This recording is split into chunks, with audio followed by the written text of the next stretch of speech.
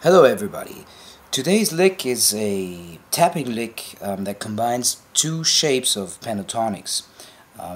Again, I'm tuned down a half step and I'm keeping this in E minor, so basically we're talking E minor pentatonic here. The two patterns I'm using are the commonly known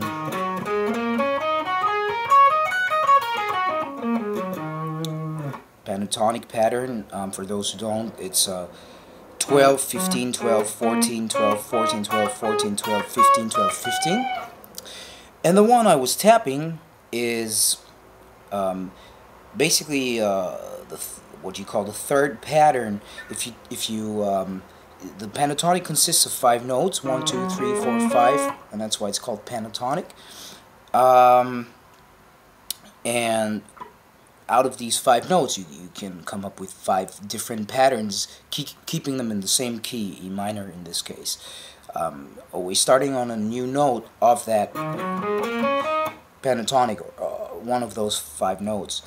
So if you keep that 2 notes per string, 1, 2, 1, 2, 1, 2, 1, 2, you get 5 new patterns.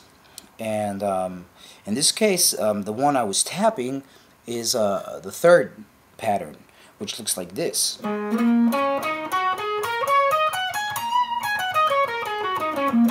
So for those who don't know that pattern, it would be 17, 19, 17, 19, 17, 19, 16, 19, 17, 20, 17, 19.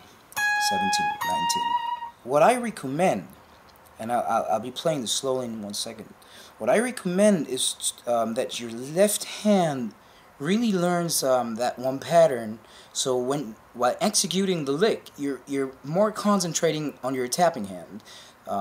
It might be kind of hard for your brain to concentrate on both hands at the same time.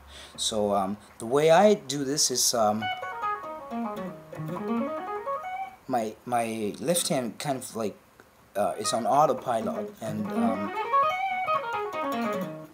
just plays that pattern and doesn't really need me to execute that, so I can concentrate on the tapping hand. And as promised, I'm going to play this slowly now. You don't really need your pick, so you can put that away. I'm not playing the exact lick at this moment. I'm not going to play it. I'm just going to play both pentatonic patterns combined, which would be this.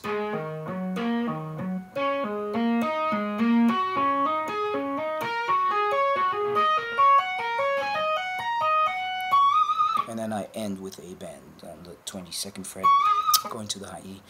So slowly again.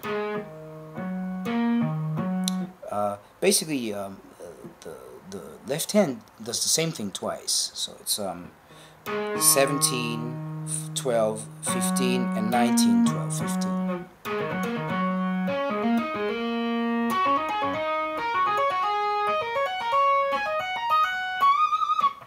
Now for the lick, what I did to make it a little bit more complicated, or to make it a little bit more interesting, maybe,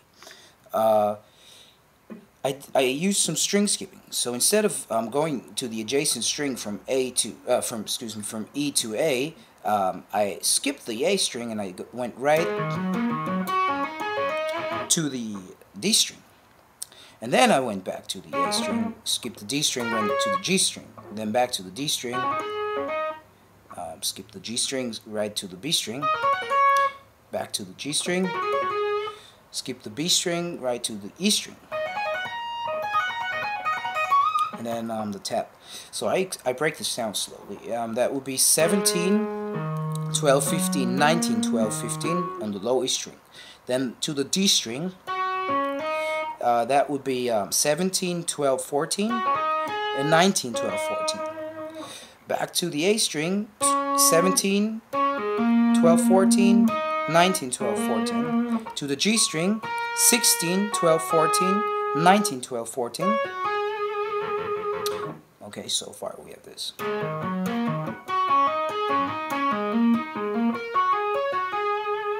Okay, and then I go back to the D string, same shape we had before, 17 and 19 tap, and 12 and 14.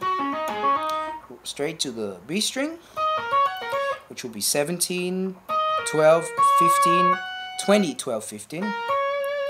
Back to the G string, 16, 12, 14, 19, 12, 14. And then straight to the high string, 17, 12, 15, 19, 12, 15. So the whole thing slowly goes like this.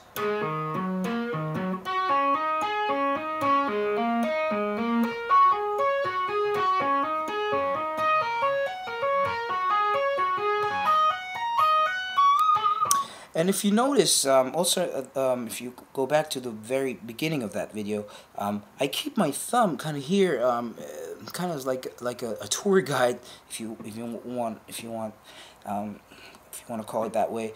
Don't tap like this, because that's kind of like unstable. Like this, you have more control of where to tap. Okay, and that will be lick of today.